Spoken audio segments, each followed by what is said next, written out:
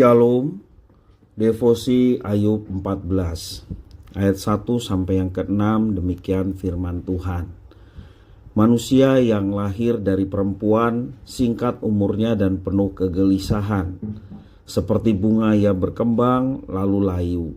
Seperti bayang-bayang ia hilang lenyap dan tidak dapat bertahan. Masakan engkau menunjukkan pandanganmu kepada orang seperti itu dan menghadapkan kepadamu untuk diadili? Siapa dapat mendatangkan yang tahir dari yang najis? Seorang pun tidak. Jikalau hari-harinya sudah pasti dan jumlah bulannya sudah tentu padamu dan batas-batasnya sudah kau tetapkan sehingga tidak dapat dilangkahinya, hendaklah kau alihkan pandanganmu daripadanya agar ia beristirahat, sehingga ia seperti orang upahan dapat menikmati harinya. Kematian adalah akibat dosa.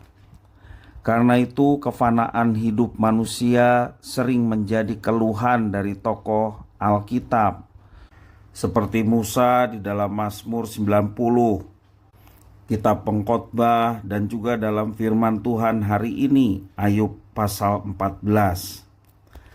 Hidup manusia begitu singkat, seperti bunga ia berkembang lalu layu. Seperti bayang-bayang ia hilang lenyap.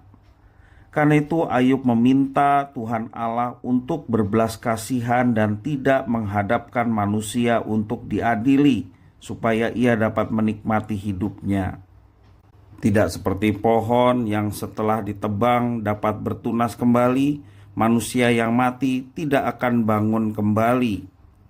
Walau demikian, Ayub berharap bahwa ia akan diingat, dipanggil, dan dihidupkan kembali oleh Allah, serta kesalahannya ditutupi.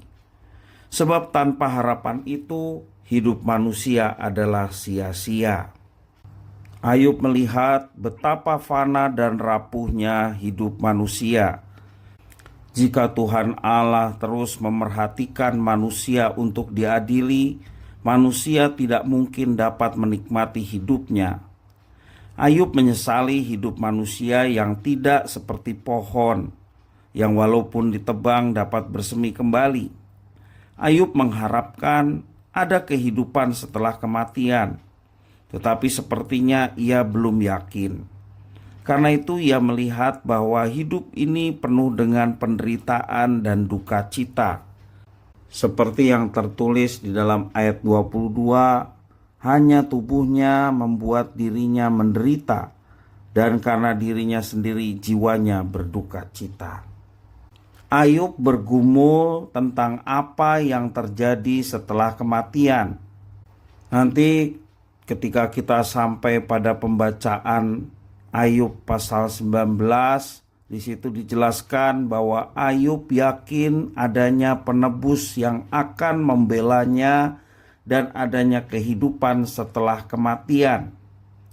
Namun untuk sementara ini ia mengeluh tentang kefanaan hidup manusia dan meminta Tuhan Allah untuk berbelas kasihan. Ayub mengerti sekali, jika tidak ada kehidupan kekal, maka sesungguhnya yang ada bagi manusia hanyalah penderitaan tanpa harapan. Memang, jika kita hanya melihat kehidupan di bumi, maka yang ada hanyalah kekecewaan dan duka cita. Tetapi hari ini kita dapat bersyukur karena ada harapan setelah kematian bagi orang yang percaya kepada Kristus. Karena hanya dengan harapan ini kita dapat menjalani hidup yang fana di bumi yang penuh penderitaan ini dengan sukacita. Mari kita berterima kasih kepada Tuhan Allah Bapa yang janjinya akan memberikan hidup kekal bagi setiap orang yang percaya. Tuhan Yesus memberkati.